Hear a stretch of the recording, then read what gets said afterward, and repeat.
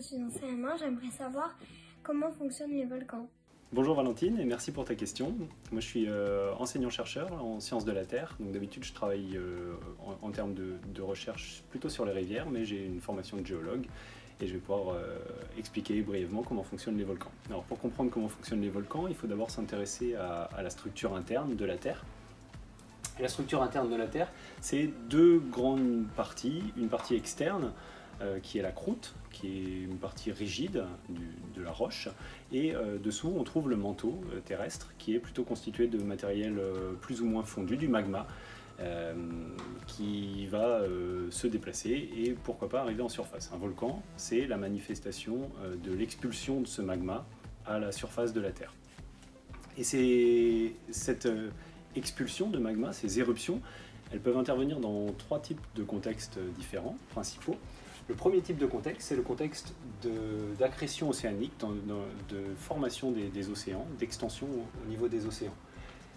Au cœur des océans, au milieu des océans, on a ce qu'on appelle une dorsale océanique qui est liée au fait que dans le manteau, il y a des mouvements de convection, comme de l'eau qui bout dans une casserole, qui va faire en sorte que la croûte océanique va s'étirer, et ça va pouvoir permettre au magma de s'échapper à la surface le long d'un volcan. Donc au fond de l'océan Atlantique, par exemple, au cœur de l'océan Atlantique, il y a une grande chaîne volcanique avec des volcans qui crachent du magma en permanence.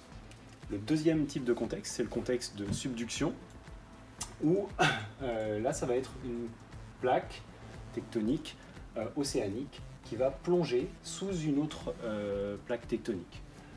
Ce plongement, il va faire en sorte que la croûte océanique va aller en profondeur, va se réchauffer et donc se déshydrater, elle va perdre de l'eau. Et quand on chauffe un matériel, c'est plus facile de le faire fondre.